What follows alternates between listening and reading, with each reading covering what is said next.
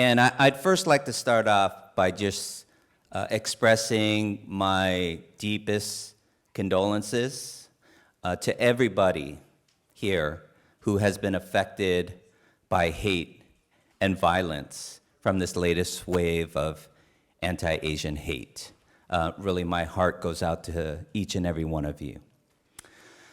So I want to welcome you here to San Francisco, Japantown, or as we locals like to call it, Nihonmachi.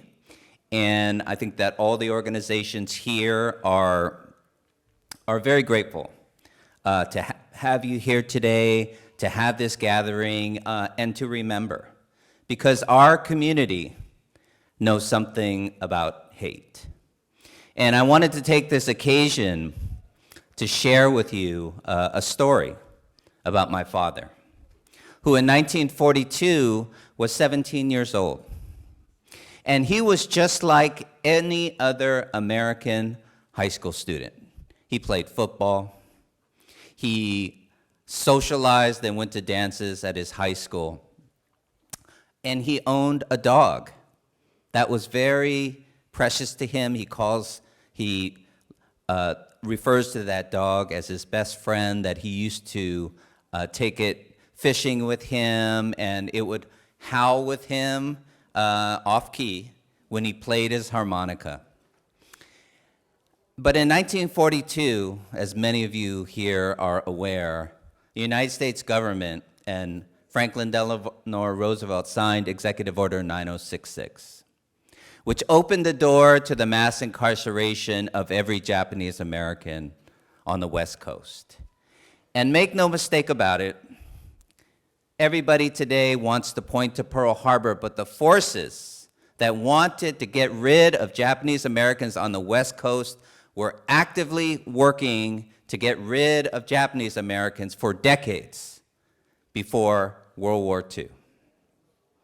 And so when my father received the orders that he and his family were to pack up only what they could carry, and they were going to be removed and sent to a concentration camp and had no idea when they would return home, he realized that he would have to find a place and someone to take care of his beloved dog.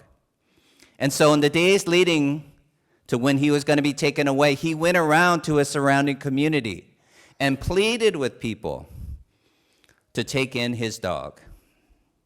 And what he found was that the hate was so visceral towards Japanese at that time, people considered his dog a Jap dog, and no one would take it. And so the day when his family was finally taken away, he was loaded into the truck, and he had to leave his dog behind. And that dog, when that truck pulled away, chased his truck for over a mile, until finally it got too tired to run anymore, and it sat down in the middle of the road. And as it faded in the distance, that was the last time he ever saw his dog. And I share that story because that is the best way for me to explain to people how it felt. To be taken away, to be hated by an entire country, and to be powerless to do anything about it. Well, the good news is that today we are not powerless. In fact, we have many opportunities to address and make progress in addressing this latest wave of hate. But I have bad news. The bad news is that Asian Americans will always be one national emergency away from being the target of hate in this country. And to me, it's not a question of if, it's a question of when. And the only question I have for all of us here today and all of us around this country is, when that next wave of hate comes, whether it affects our children or our children's children, will we have friends who stand up for us?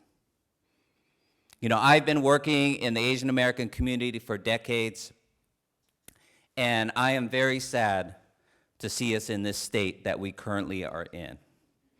But I have three things that I want to, if you take nothing else away from this evening, I want you to think about doing three things, whether your community is here in San Francisco or someplace else around the country, is number one, there are many who have been working hard to lift up Asian American communities for decades that need your support. Whatever you can do to support the work of those organizations, I encourage you to seek them out in your communities and do everything you can to support them. Number two is to find opportunities to create alliances with other communities experiencing hate and to find ways to combat it together. I just got back as part of a delegation to New York and Washington, D.C. with leaders from the Jewish community who also know something about hate. And we had conversations at the White House talking about how we could work together to address the hate that both of our communities are experiencing. And the only thing I could think to myself as we talked with each other is, why the hell did it take so long? And number three is there are efforts all around this country to promote education about Asian Americans. And there are states who are trying to legislate the inclusion of Asian American studies in their core curriculums, and I encourage you to find every way possible to support that efforts, to ensure that not only are laws passed to include information about Asian American studies, and not just the harms that have been inflicted on our communities, but also the contributions that we've made to this country. I want to end by sharing, I had an opportunity, so the way that my father dealt with his trauma and grief from being incarcerated for 4 years was to lift up other communities and try to support them when they were the target of hate in this country. And one of the things that he became known for, he eventually became an architect, and he became very well known in the Black community for designing Black churches. And some of you may know that just across the bay here in Oakland is a Black church called Allen Baptist Temple, which is one of the most well-known Black churches in the Bay Area, designed by my father, a Japanese American. And before he passed, I took him back to Allen Baptist Temple to see many of the people that he worked with, and they were extremely grateful to have an opportunity to see him again. And the pastor, Alfred J. Smith, shared in his sermon that day, he spoke about my father, and he said something that I'll never forget. He said that if we're going to make it in America, we have to make friends with other groups who know something about suffering, because none of us have a market on suffering. Thank you very much for having me here today.